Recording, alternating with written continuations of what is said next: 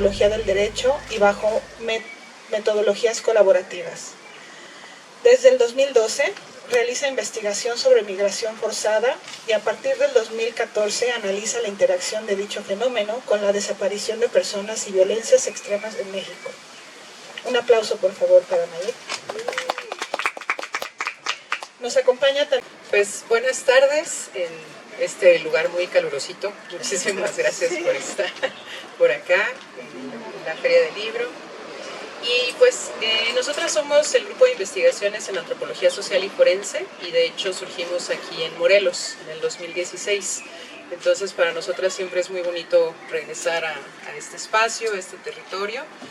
Y este diálogo surge de la pregunta precisamente por las infancias, cómo es que suele acercarse las personas a las infancias, cómo las consideramos, a las adolescencias, pero en contextos bien particulares. Entonces, sí, por favor, la siguiente.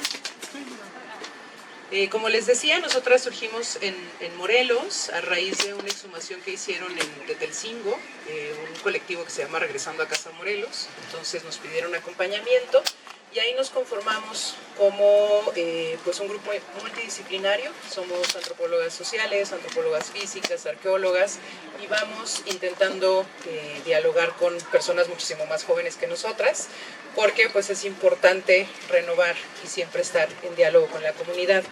Para nosotras es central la acción sin daño. Nosotras solo acudimos a ciertos territorios con los colectivos cuando ellas y ellos nos lo solicitan, no imponemos nuestra agenda, sino que a partir de lo que nos convocan, podemos ver la siguiente, hemos estado colaborando en rutas de ciencia aplicada que se llaman peritajes, damos sobre todo talleres enfocados en el ámbito forense, pero poco a poco se ha ido diversificando las solicitudes que nos hacen los colectivos. Entonces, para nosotras, la ciencia que no se vincula con la comunidad es una ciencia inefectiva, es una ciencia que no tiene sentido, porque pues, nuestro objetivo debería ser estar en diálogo con las necesidades de los territorios y de las comunidades. Siguiente, por favor. Y pues precisamente debemos estar viendo una con dibujitos. Justo. En 2020 empezamos a colaborar con un colectivo en Guanajuato que se llama Buscadoras Guanajuato y ellas han ido consolidando una ruta de intervención con sus jóvenes, sus infancias y sus adolescencias. Todo esto, pues personas afectadas por la desaparición. Y desde 2023 tienen un proyecto que se llama Narremos Nuestra Historia y han hecho múltiples dinámicas con las infancias y nos pidieron acompañarles. Y es desde ahí que nos empezamos a preguntar qué tanto estamos problematizando o pensando justamente las infancias que están creciendo en nuestros contextos. Y nosotros solemos tener como un concepto idealizado de las infancias y hablamos de los derechos de los niños y de la Carta de la ONU y cómo los niños de UNICEF tienen o no derecho a trabajar, tienen o no derecho a la educación, pero muchas veces no problematizamos desde dónde se están viendo ellos o cómo ellas y ellos se están percibiendo. Estas imágenes que están viendo ustedes son de un cuentito que habla de toda la problemática en Gaza. Y justamente es importante que empecemos a ver a las infancias situadas en sus territorios. Cómo es que crecen. Ahorita que íbamos llegando supimos que ya no estamos en Ciudad de México porque hay una camionetota de la Sedena. Todas las personas que están a bordo de la camioneta traen una AK-47 y la camioneta tiene pues un arma de altísimo calibre. Siguiente.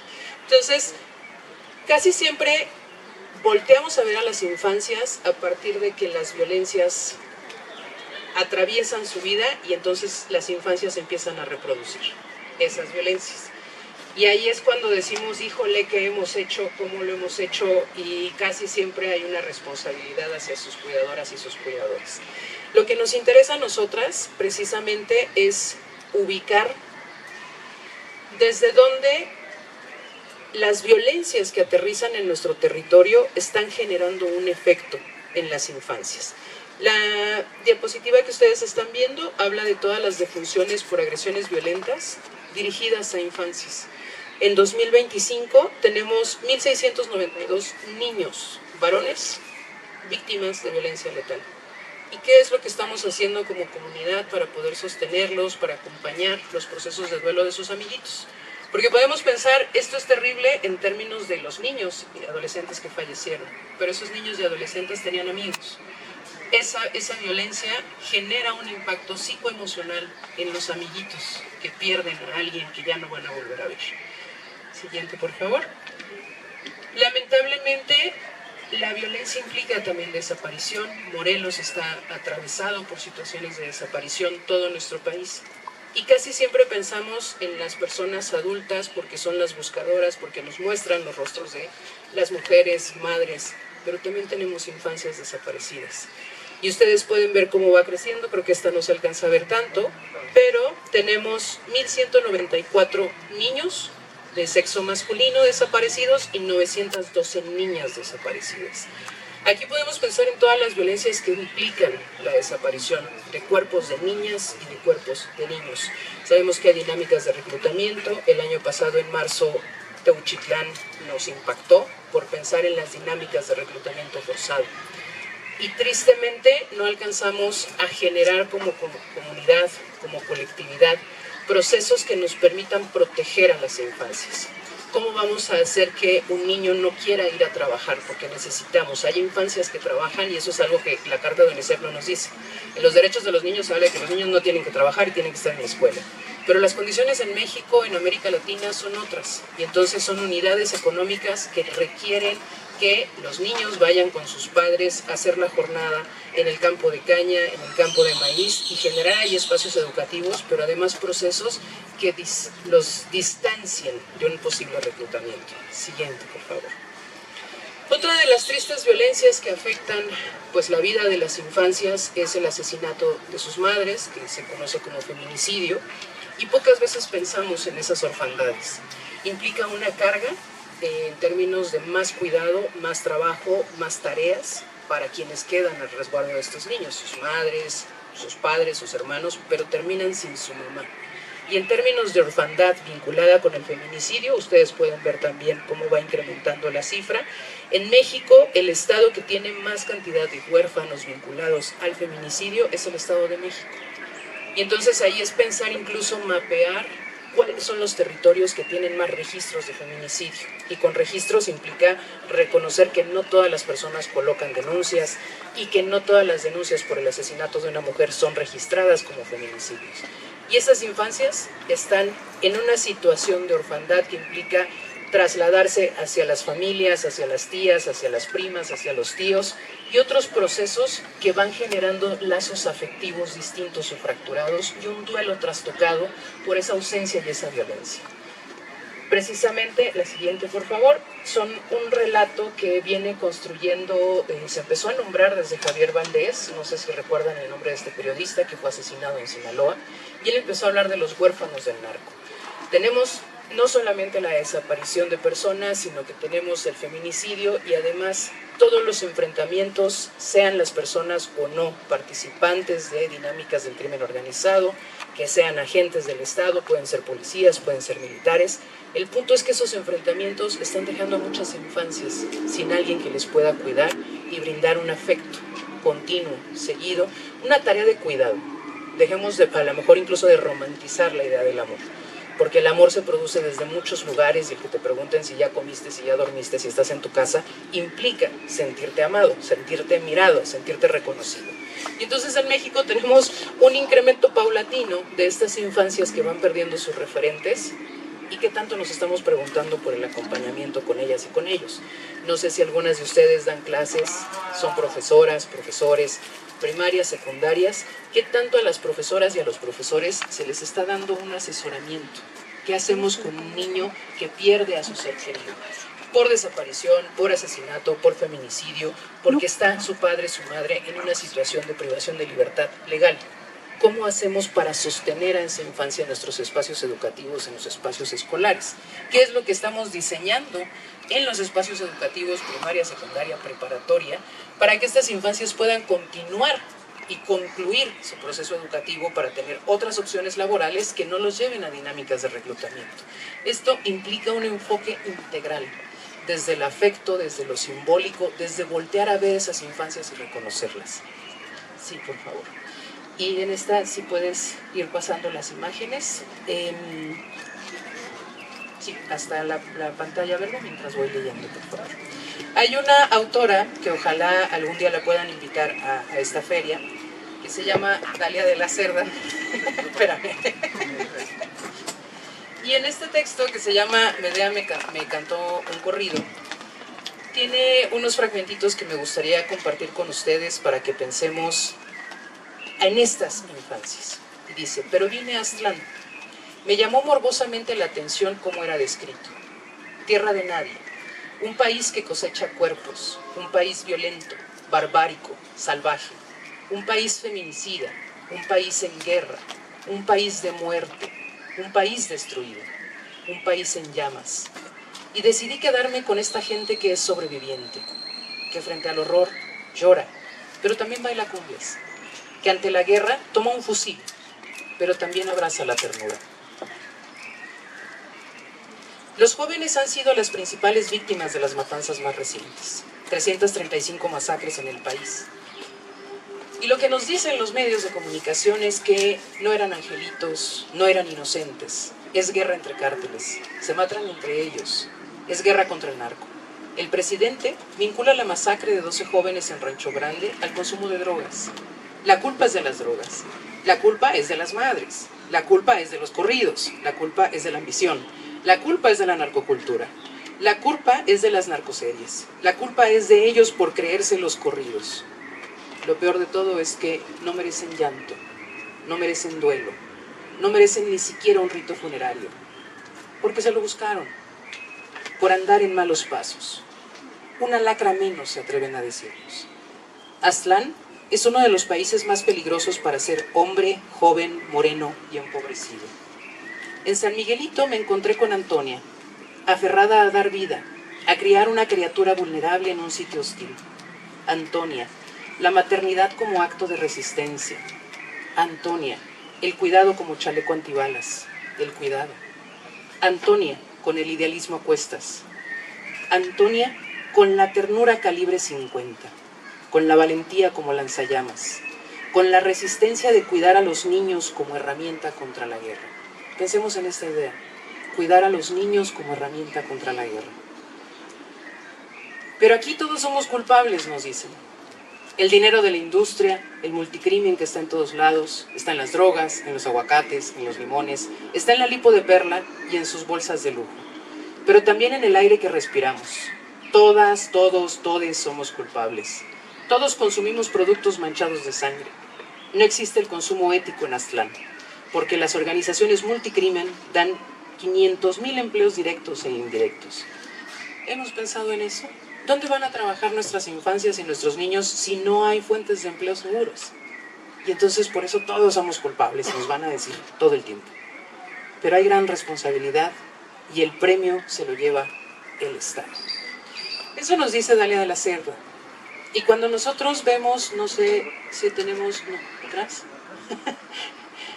Justamente.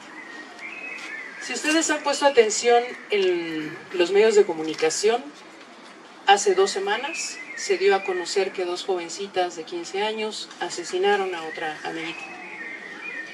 Y ahí es donde tenemos que preguntarnos cuáles son los referentes que tienen estas jovencitas para tomar la vida de alguien de su edad. Y no es culpa de su madre y no es culpa de ellas mismas. Lo que acabamos de leer es el principal culpable es el Estado. ¿Cuántas veces nos preguntamos eso?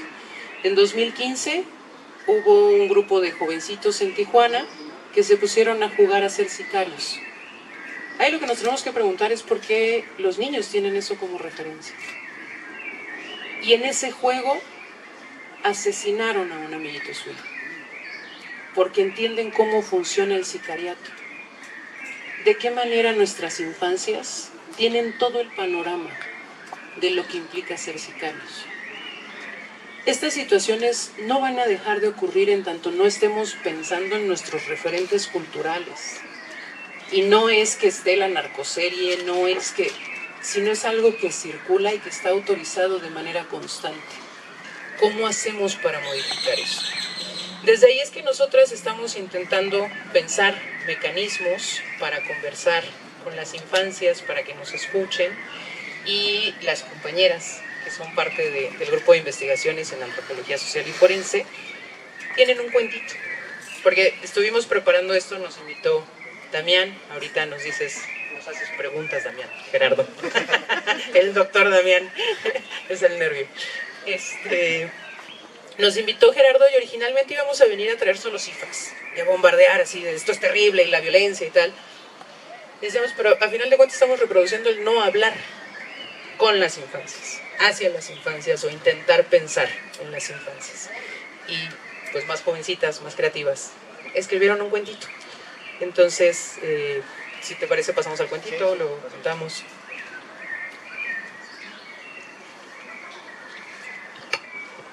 Bueno, buenas tardes. Yo soy Ulises y mi compañera Brenda. Yo me quedo con una idea que, como introducción, antes de presentarles el cuento, me quedo con una idea que mencionó Mayek sobre estar en diálogo con las necesidades de las niñeces. Y es que ciertamente las necesidades de las niñeces están permeadas primeramente por los intereses de los adultos, ¿no? ¿Y esto qué genera? Pues que en entornos conflictivos, estas niñeces al querer saber o preguntar respecto a qué pasó, por qué se oyeron balazos, por qué desapareció tal persona, un familiar, se responde muchas veces con miedo o tabú, que no dejan que acercarnos a las subjetividades de las infancias. Entonces, en esa línea es que nosotras realizamos este taller en Guanajuato, este trabajo de campo, en el que nos sucedió una experiencia con una chica, con una niña, que nos marcó mucho, que nos mostró las narrativas que construyen a partir de estos contextos, ¿no? Para lidiar de alguna manera o darle cierto sentido a sus deseos y anhelos. Sí, precisamente como comentan mis compañeras, partimos de la idea de que la escucha implica una postura ética y también una metodología específica en la que se entiende a las infancias como productoras de sentido respecto a los hechos violentos que experimentan en su vida cotidiana. Y bueno, sí, en base a este trabajo de campo partimos de la idea de que estas interpretaciones simbólicas y afectivas son muy valiosas y que merecen tener un espacio y merecen ser escuchadas. Y pues les presentamos el cuento.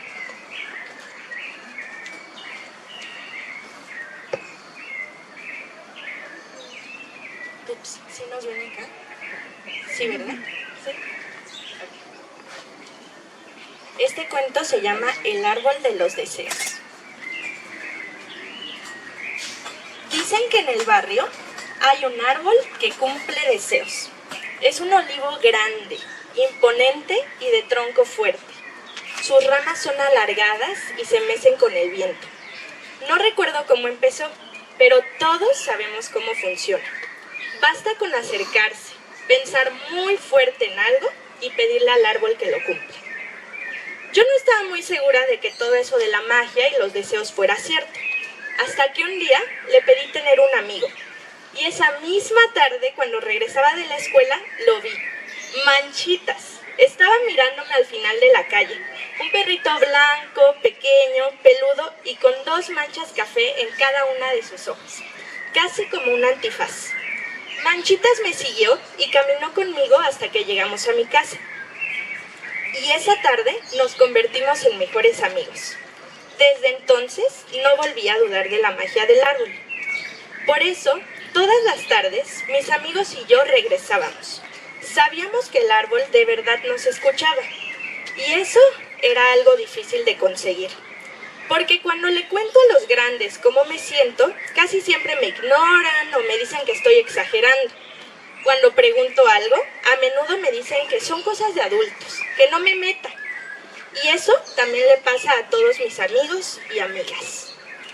A veces, aunque intentemos explicar lo que sentimos, nos interrumpen, nos corrigen o no nos creen.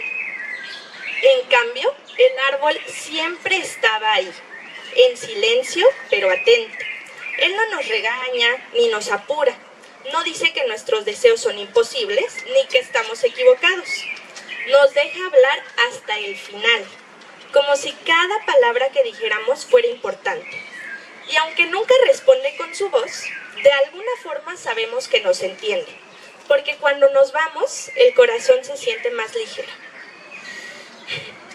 Pero un día, algo empezó a cambiar. Al principio, fue algo casi imperceptible. El viento ya no jugaba entre sus hojas como antes.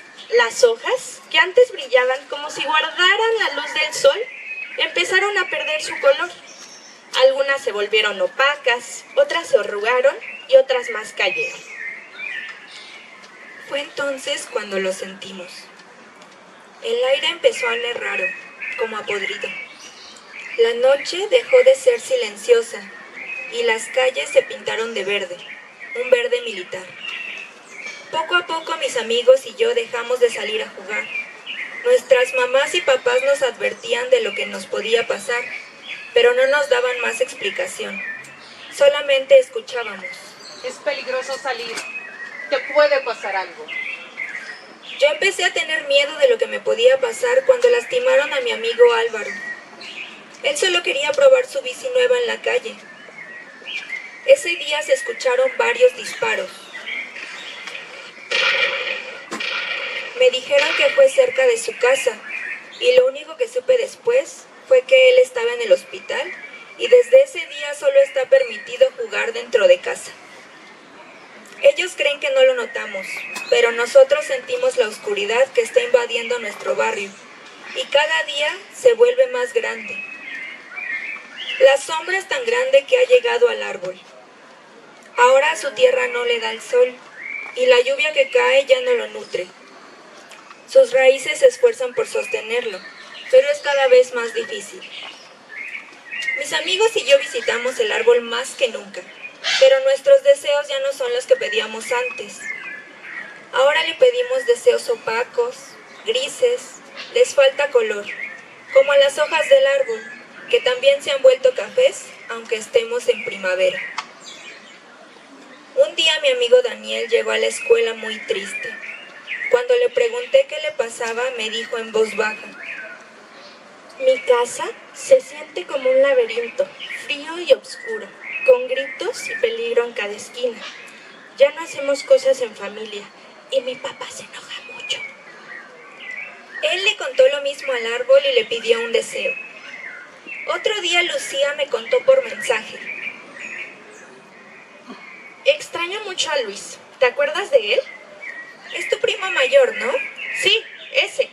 Siempre jugábamos videojuegos los fines de semana, pero de repente me prohibieron verlo. Dijeron que era una mala influencia y que necesitaba estar un tiempo lejos. No entiendo qué pasa. ¿Por qué se tiene que ir? El otro día escuché a mi mamá diciendo que se había metido en cosas que le estaban haciendo daño. Hay otras historias, todas ellas de distintos colores, pero algo las une. Los colores son fríos, apagados, como las hojas del árbol. El deseo que le pido al árbol cada que vengo es más bien negro o morado, porque lo único que anhelo es que mi papá aparezca. Cuando le digo al árbol mi deseo, cierro los ojos y creo que se vuelve azul y luego blanco, porque una vez que lo digo en voz alta, me siento en calma. Gracias por escucharme. ¿Estás bien? Escuché una voz y abrí los ojos. Frente a mí estaba un niño con cejas arqueadas y mirándome fijamente. Siempre vengo aquí a hablar con el árbol, pero no lo había visto antes. ¿También vienes a pedir un deseo? Si me cuentas el tuyo, yo te cuento el mío. Le conté mi deseo y él me contó el suyo. Juntos nos recargamos en el tronco del árbol y por un momento, después de escucharnos, todo se volvió a sentir colorido. Y el aire tuvo un aroma dulce, como a pancito recién hecho. Me gustaría que todos los días fueran así de coloridos. aprovechar que estamos entre arbolitos para que los deseos vivan. Si quieren compartir sus deseos, para que los árboles sigan vivos.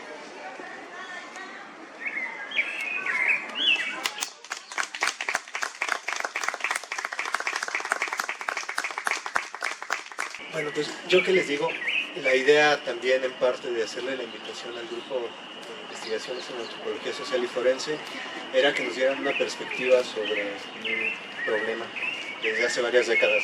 Hay no solamente en Morelos, sino en México, y algo que mientras platicábamos Mario y yo en la semana me decía, vamos a contar un cuento, vamos a organizar la dinámica para que haya participación de las personas que asisten y que están escuchando. Me quedé pensando justo en algo que señalaste al principio. Cuando hablamos de estos temas, lo principal es dar cifras, decir que la situación está muy mal, pensar como desde la parte más negativa del asunto. No es algo que sea muy lindo estos problemas, pero digamos que algo que me encantó de escucharlas, de escucharte también, presentar de otra manera, dar otra visión de esta problemática de infancias y adolescencias, es pensar en ¿y qué se puede hacer? Y algo que se me ocurrió son ideas generales para hacerles la invitación a que participen, a que dialoguemos un poquito, a que escriban los deseos y expongan en el árbol, es la potencia que tiene la creatividad como resistencia. Lo que decías de Brenda y de Carla, casi siempre ya igual, ha de ser la edad. Llega un punto en el que nos enfrentamos a las cosas y decimos, esto pareciera que ya no tiene una salida, y entonces en un diálogo intergeneracional, en una colaboración que también es parte de las cosas que investigo, no solamente por la violencia, sino por muchas otras razones, la posibilidad de que exista el diálogo entre personas de distintas edades, como que se ha clausurado desde hace muchas décadas. Entonces, el chance de trabajar con personas no solo de contextos diferentes, sino de edades diferentes, permite encontrar algunas alternativas, como en este caso la creatividad.